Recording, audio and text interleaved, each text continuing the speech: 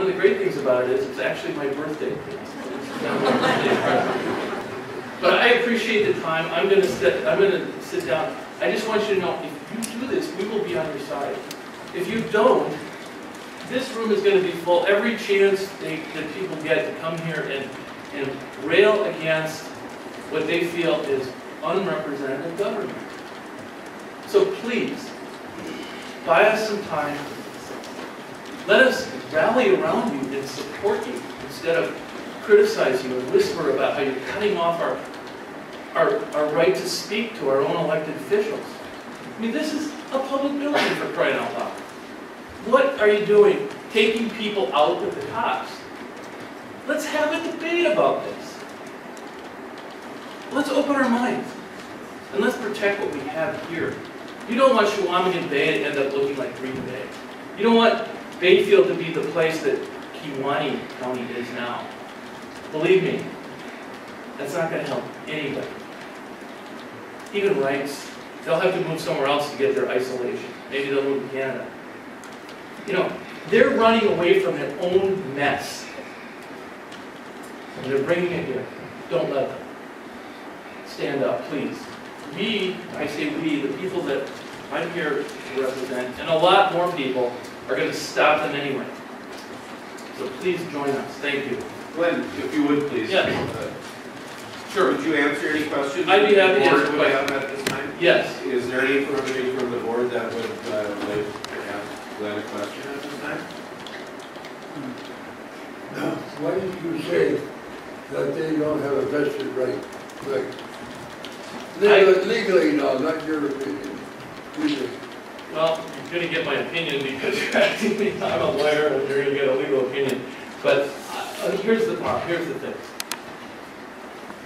Under the law, a vested right is a right that is recognized by law, that will be recognized by the courts.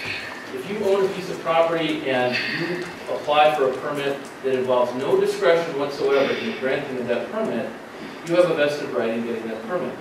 If you apply for a permit that involves discretion, discretion being judgment, being applying facts and law and making a judgment about whether the facts meet the legal standard, then you don't have a vested right. All you have is an application. What rights have, as I understand it, is they bought some land. So they have property rights. But that doesn't give them a vested right to build a CAFO. Why not? First of all, they have to go through your permitting process. In order to do that, they have to satisfy and show that they've got a complete application. Personally, I don't believe they do right now. But the livestock sighting law, ATCP 51, is full of all kinds of things for lawyers, let me tell you. You know, I mean, this could be a full employment act for me. And it's a cold night, you know, I mean, even this lawyer had his hands in his own pocket tonight, but seriously, I think that the problem rights have, they need a WPDS permit. They need to show that they can satisfy DNR under the Clean Water Act. And the application that ATCP 51 requires counties to use references that. They don't have that, and they're not going to have that. And unless they have that, and unless they can meet all the other standards and be without any discretion by the county, they don't have vested rights, in my opinion. Now, this is a question that certainly is open to debate. And that's where people like me come in. Because we love debatable questions. Those are the questions we take to court. But Rice has tried to sneak this in. They've tried to, in my view, they've tried to foster a myth. You're not answering the question. I think I did answer your question. I have another question here, Bucky. Mark? It's my understanding that, well, thank you very much for coming to speak. Yes, thank you. It's my understanding that one of the purposes of a moratorium is to explore potential stricter standards that a community could adopt Could you talk a little bit about the stricter standards that you might be familiar with from other communities that other communities might have adopted? Well, first of all, there's stricter standards in the siting law that you can adopt, but you can also look at operational requirements. And that's outside the siting law. I think you could look at that. You did that to some extent with the aerial spraying manure. That's not a siting law issue, that's an operational issue. You could look at other issues along those lines to try to get a handle on this.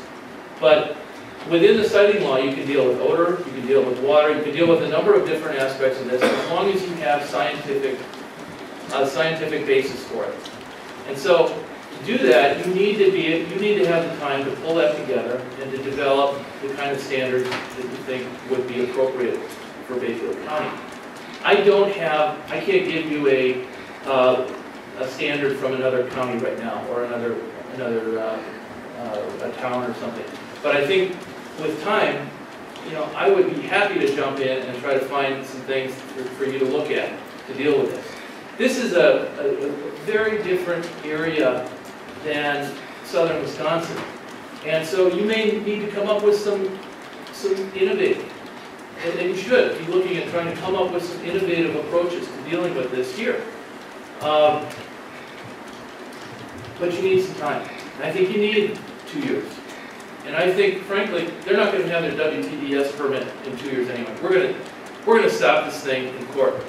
I'm not the kind of lawyer that likes to throw out a lot of that kind of nonsense. But I'm telling you right now, when you can fill a room like this, and you've got tribes, and you've got people from a city like Ashland and other people who are concerned about it, you bet there's going to be litigation. We're going to take these guys to court one way or another, because this is a bad idea.